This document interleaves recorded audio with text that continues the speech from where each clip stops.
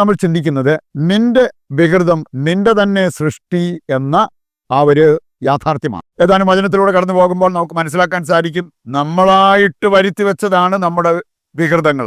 വൈകൃതമായിട്ടുള്ള പല കാര്യങ്ങളും നമ്മുടെ തന്നെ സൃഷ്ടിയാണ്. ഇനി അതുകൊണ്ട് തന്നെ നാം മുൻകൈ എടുത്ത് അവ തിരുത്താൻ തയ്യാറാകുമ്പോഴാണ് നേരെ ചൊവ്വയുള്ള ഒരു ജീവിതം നമുക്ക് സാധ്യമാകുക. ഒരു സംഭവം ഞാൻ ഓർക്കുന്നു. ഞാൻ പല പ്രാവശ്യം കണ്ടിട്ടുള്ള ഒരു ചെറുപ്പക്കാരൻ കുറച്ച് നാളുകളായിട്ട് കാണുന്നില്ലായിരുന്നു. അതിനുശേഷം അവനെ കണ്ടപ്പോൾ അവന്റെ കോലം തന്നെ മാറിപ്പോയി. കണ്ടു കഴിഞ്ഞാൽ അവന്റെ ആ ഒരു മുഖത്തിന്റെ ഷേപ്പ് മാറിയിരിക്കുന്നു, ചുണ്ട് കറുത്തിരിക്കുന്നു, മൊത്തത്തിൽ അവന്റെ കോലം മാറിയിരിക്കുന്നു. ഞാന് അവരെല്ലാവരും വീട്ടിലുള്ളപ്പോഴാണ് ഞാൻ ചോദിച്ചു, ഇവൻ എന്നാ പറ്റി, ഇവൻ എന്തുകൊണ്ടാണ് ഇതുപോലെ മാറിപ്പോയത്? അപ്പോൾ അവന്റെ അമ്മ സൂചിപ്പിച്ചൊരു കാര്യം, 2 വർഷമായിട്ട് ഇവന് ജീവിതത്തിൽ കുറച്ച് മാറ്റങ്ങളൊക്കെ വന്നു. തെറ്റായ കുറച്ച് കൂട്ടുകെട്ട്, കഞ്ചാവ്, 2 വർഷമായിട്ട് കഞ്ചാവിനടിമയാ.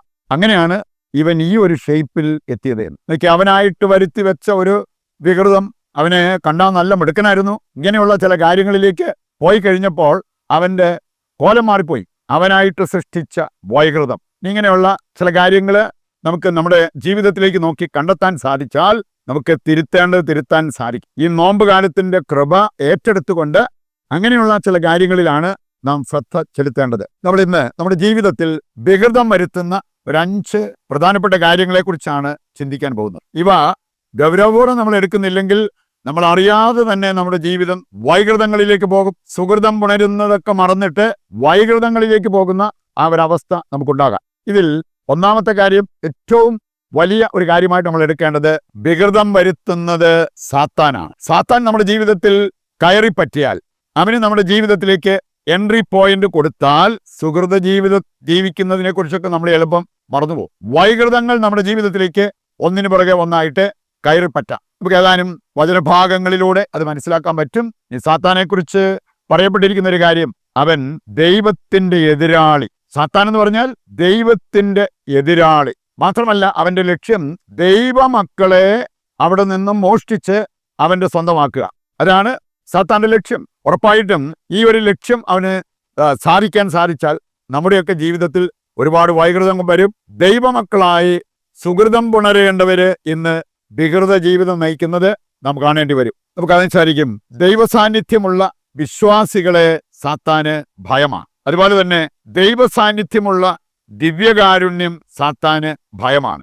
എളിമയും പ്രാർത്ഥനയും സാത്താൻ ഭയപ്പെടുന്ന കാര്യങ്ങളാണ്. ഇങ്ങനെയുള്ള കാര്യങ്ങൾ നമ്മുടെ ജീവിതത്തിൽ സ്ഥാനം പിടിച്ചാൽ അവന് നമ്മെ വൈകൃതത്തിലേക്ക് നയിക്കാൻ പറ്റില്ല. നമുക്ക് പുണ്യങ്ങൾ അഭ്യസിച്ചുള്ള ആ ഒരു ജീവിതം സാധ്യമാകും എന്നുള്ളത് നാം മനസ്സിലാക്കിയിരിക്കേണ്ട കാര്യമാണ്. ജ്ഞാനം 2-ാം അധ്യായം 23 അവിടെ പറഞ്ഞിട്ടുണ്ട്, ദൈവം മനുഷ്യനെ അനശ്വരതയ്ക്ക് വേണ്ടി സൃഷ്ടിച്ചു, തന്റെ അനന്തതയുടെ സാദൃശ്യത്തിൽ അവനെ നിർമ്മിച്ചു. ഇത് സാത്താൻ ഇഷ്ടപ്പെട്ടില്ല. ദൈവമക്കൾക്ക് വലിയൊരു നേട്ടമായിരുന്നു, ഭാഗ്യമായിരുന്നു. സാത്താൻ അസൂയാലുവായിട്ട് ഇത് തകർത്ത് തരിപ്പണമാക്കാൻ പരിശ്രമിച്ചു. അതിനവന് കണ്ടെത്തിയ മാർഗമാണ് ദൈവമക്കളെ പാപത്തിലേക്ക്, പാപത്തോടൊപ്പം മരണം അവന്റെ ജീവിതത്തിലേക്ക് കൊണ്ടുവരിക, ദൈവത്തിന്റെ പദ്ധതികൾ തകർക്കുക, പിന്നെ ദൈവമക്കളുടെ സൗഭാഗ്യം കെടുത്തുക. ഇതായിരുന്നു സാത്താന്റെ ലക്ഷ്യം. 2 തീമോത്തി 2-ാം അധ്യായം 26-ാമത്തെ വചനം പറയുന്നുണ്ട്, അവൻ തന്റെ ഇഷ്ടനിർവഹണത്തിനായി ചിലരെ തടവിലിടും. അങ്ങനെ സാത്താന്റെ അടിമത്തത്തിലേക്ക് പോയവര് സാത്താന്റെ ഇഷ്ടം നിറവേറ്റും. ദൈവത്തിന്റെ ഇഷ്ടമല്ല അവർ നിറവേറ്റാൻ നോക്കുക. വേണമെങ്കിൽ സുബോധം വീണ്ടെടുത്ത് നിങ്ങൾക്ക് അവിടെ നിന്നും രക്ഷപ്പെടാൻ സാധിക്കും എന്നുള്ളതും ഈ വചനഭാഗം നമ്മെ പഠിപ്പിക്കുന്നുണ്ട്. റോമാലേഖനം 7-ാം അധ്യായം 15 മുതൽ 20 വരെ വായിക്കുമ്പോൾ പൗലോസ് ലീഗ പോലും നേരിട്ട ഒരു വലിയ ഒരു ദുരവസ്ഥ. അദ്ദേഹം പറയാണ്, എന്റെ ആഗ്രഹം നന്മ ചെയ്യാനാണ്, പക്ഷെ ഞാൻ ചെയ്തു കൂട്ടാറുള്ളത് തിന്മയാണ്. ആര് ഈ അവസ്ഥയിൽ നിന്ന് എന്നെ മോചിപ്പിക്കും? ഇതുപോലെ നമ്മയും പാപത്തിൽ കെട്ടിയിടാൻ സാത്താൻ നോക്കും. യോഹന്നാൻ സുവിശേഷം 8:34 വായിക്കുമ്പോൾ അവിടെ പറഞ്ഞിട്ടുണ്ട്, പാപം ചെയ്യുന്നവൻ പാപത്തിന്റെ അടിമയാണ്. ഈ അടിമത്തം കൊണ്ടുവരാനാണ് സാത്താൻ എപ്പോഴും പരിശ്രമിക്കുക. ദൈവമക്കൾക്ക് അതൊരു വൈകൃതമാണ് എന്ന കാര്യം നമ്മൾ മറക്കരുത്. രണ്ടാമതായിട്ട് നമ്മൾ ചിന്തിക്കുന്നത്, അതായത് വൈകൃതം വരുത്തുന്ന രണ്ടാമത്തെ കാര്യമാണ് സ്വയം സ്നേഹം. എൻ്റെ ഇഷ്ടം, എൻ്റെ പ്ലാന്, എൻ്റെ പദ്ധതി അമിതമായിട്ട് സ്നേഹിച്ചാൽ ഉറപ്പായിട്ടും എൻ്റെ ജീവിതത്തിലേക്ക് വൈകൃതങ്ങൾ വരാം. വിശുദ്ധ അഗസ്തീനോസ് അഹങ്കാരത്തെക്കുറിച്ചും എളിമയെക്കുറിച്ചും പഠിപ്പിക്കുമ്പോൾ അദ്ദേഹം പഠിപ്പിച്ച ഒരു കാര്യം നമ്മളൊക്കെ ചിന്തിക്കുന്നതിൽ നിന്നും വ്യത്യസ്തം. അദ്ദേഹം പറയുന്നത്, ദൈവനിന്ദനത്തോളം എത്തുന്ന സ്വയം സ്നേഹമാണ് അഹങ്കാരം, സ്വയം നിന്ദനത്തോളം എത്തുന്ന ദൈവസ്നേഹമാണ് എളിമ. നമ്മൾ മനസ്സിലാക്കിയിരിക്കുന്നതിൽ നിന്നും വ്യത്യസ്തമായ ഒരു പഠനമായിരിക്കാം ഈ പഠനം. അതുകൊണ്ട് സ്വയം സ്നേഹം മൂത്തു കഴിഞ്ഞാൽ ദൈവത്തിന്റെ പ്ലാനും പദ്ധതി അനുസരിച്ച് ജീവിക്കാൻ നമുക്ക് സാധിച്ചെന്ന് വരത്തില്ല. സഭാപ്രസംഗൻ 7-ാം അധ്യായം 29-ാമത്തെ വചനം ഇക്കാര്യം നമ്മളെ പഠിപ്പിക്കുന്നുണ്ട്.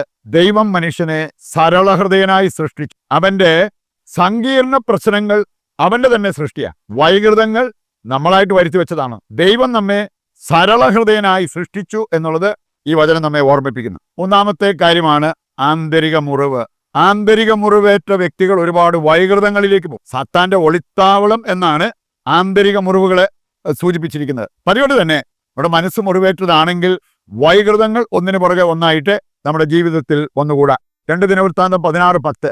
ആസാ രാജാവ് അവന്റെ മനസ്സിന് മുറിവേറ്റ് കഴിഞ്ഞപ്പോൾ അവൻ ചെയ്തൊരു കാര്യം, കൊട്ടാരത്തിലൂടെ ഓടി നടന്ന് കണ്ടവരെ എല്ലാം തല്ലുകയാണ്. അവർക്ക് പോലും മനസ്സിലാകുന്നില്ല ഇത് എന്തിനു വേണ്ടി. അപ്പൊ അതൊരു വൈകൃതമായിട്ട് മാറിയത് നമുക്ക് കാണാൻ പറ്റും. വിലാപങ്ങൾ 3-ാം അധ്യായം 1 മുതൽ വായിക്കുമ്പോൾ അവിടെ കരഞ്ഞോണ്ട് അവർ സംസാരിക്കുന്നത് കാണാൻ സാധിക്കും. കല്ല് ചവച്ച് പല്ലുപൊടിയാൻ അവിടെ നിടവരും. എന്നൊക്കെ എന്തൊരു വൈകൃതത്തിലേക്ക് അവർ പോയത്. അതിന്റെ കാരണം അവരുടെ തന്നെ പാപം അത് വരുത്തിയ ആന്തരിക മുറിവുകൾ.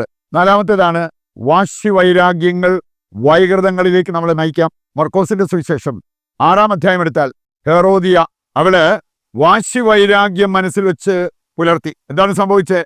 വേണമെങ്കിൽ ഹെറോദേസിന്റെ രാജ്യത്തിന്റെ പകുതി ചോദിച്ചു വാങ്ങിക്കാമായിരുന്നു. ഇനി അവള് അത് വിട്ടിട്ട് ഒന്നിനും കൊള്ളാത്ത ഒരു കാര്യം അവൾ ചോദിച്ചു. സ്നാപക യോഹന്നാന്റെ തല വേണം എന്ന് പറഞ്ഞു. അത് വെട്ടിയെടുത്തൊരു പാത്രത്തിൽ വെച്ച് കൊണ്ടു തരിക, ഇതാണ് ഞങ്ങളുടെ ഡിമാൻഡ് എന്ന് പറയുന്നത് നമുക്ക് കാണാൻ പറ്റും. എത്ര വലിയ നഷ്ടമാണ് അതുപോലെ സംഭവിച്ചത് എന്ന് ഈ അധ്യായം വായിക്കുമ്പോൾ നമുക്ക് കാണാൻ പറ്റും. പറയുന്നുണ്ട് വാശി വൈരാഗ്യം നമ്മുടെ ജീവിതത്തിൽ കിടന്നാൽ നമുക്ക് പല വൈകൃതങ്ങൾ ഉണ്ടാകാം, നിത്യജീവൻ പോലും നഷ്ടമാകാം, ദൈവത്തിന്റെ കരുണയ്ക്ക് നമ്മൾ അനർഹരായി മാറാം. പ്രഭാഷകൻ 28 ആദ്യത്തെ 3 വചനങ്ങൾ വായിച്ചാൽ ആ കാര്യങ്ങളെല്ലാം കൃത്യമായിട്ട് അവിടെ പറഞ്ഞിരിക്കുന്നത് കാണാൻ പറ്റും. 5-ാമത്തേതാണ് അടിമത്തം. യൂദിത്ത് 8-ാം അധ്യായം 23-ാമത്തെ വചനം പറയുന്നുണ്ട്, അടിമത്തം നല്ലതാണ്. പല രീതിയിലുള്ള അടിമത്തം നമുക്കുണ്ടാകാം. പാപത്തിന്റെ അടിമത്തം നമുക്കുണ്ടാകാം, ദുശീലങ്ങളുടെ അടിമത്തം നമുക്കുണ്ടാകാം.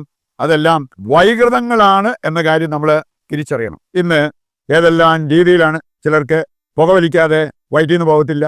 അങ്ങനെയുള്ള എന്തെല്ലാം അടിമത്തങ്ങളിലേക്കാണ് അവർ പോയിരിക്കുന്നത് എന്ന് നമുക്ക് തിരിച്ചറിയാൻ സാധിക്കും. ഇവിടെ ഈ അടിമത്തങ്ങളെല്ലാം മാറ്റി നമുക്ക് ദൈവമക്കളുടെ സ്വാതന്ത്ര്യം വീണ്ടെടുത്തുകൊണ്ട് സുഹൃതങ്ങൾ പുണരുന്ന വ്യക്തികളായി മാറാം. അതിനുവേണ്ട കൃപയ്ക്കായി ദൈവത്തോട് നമുക്ക് പ്രാർത്ഥിക്കാം. ഒരു കോമൺ നിയോഗമായിട്ട് നമ്മൾ ഇന്ന് വയ്ക്കുന്നത്, സ്വന്തം വൈകൃതം അറിയാതെയും അംഗീകരിക്കാതെയും പോകുന്ന വ്യക്തികളുണ്ട്, അവരുടെ മാനസാന്തരത്തിന് വേണ്ടി പ്രാർത്ഥിക്കാം. അനുഗ്രഹപ്രദമായ ഒരു നോമ്പുകാലം കൂടി ഞങ്ങൾക്ക് നൽകിയ നല്ല ദൈവമേ, ഞങ്ങളങ്ങെ ആരാധിക്കുകയും സ്തുതിക്കുകയും ചെയ്യുന്നു. പാപം മൂലം ഞങ്ങൾക്കും ഞങ്ങളുടെ കുടുംബങ്ങൾക്കും പ്രപഞ്ചത്തിന് പോലും വന്നുപോയ എല്ലാ വൈകൃതങ്ങളിൽ നിന്ന് ഞങ്ങളെ മോചിപ്പിക്കുകയും ആത്മീയ സമ്പത്തുള്ളവരാകാൻ ഞങ്ങളെ അനുഗ്രഹിക്കുകയും ചെയ്യണമേ. ഇന്നത്തെ ഞങ്ങളുടെ അവസ്ഥ ഏറ്റെടുത്ത് ഞങ്ങളുടെ ഉദ്ദിഷ്ട കാര്യങ്ങൾ അങ്ങ് സാധിച്ചു തരികയും ചെയ്യണമേ. ആമേൻ. നമ്മുടെ എല്ലാ പ്രാർത്ഥനാ നിയോഗങ്ങളും നമ്മുടെ കുടുംബത്തിന്റെയും നമ്മുടെയും ആവശ്യങ്ങളെ ദൈവകരങ്ങളിൽ ഏൽപ്പിച്ചുകൊണ്ട് താഴ്ന്ന സ്വരത്തിൽ കർത്താവിനെ സ്തുതിച്ച് ദിവ്യകാരുണ്യത്തിന്റെ ആശീർവാദം നമുക്ക് സ്വീകരിക്കാം. യേശുവേ നന്ദി, ഹല്ലേലൂയ ഹല്ലേലൂയ. യേശുവേ ആരാധന ആരാധന ആരാധന. യേശുവേ നന്ദി, യേശുവേ സ്തുതി.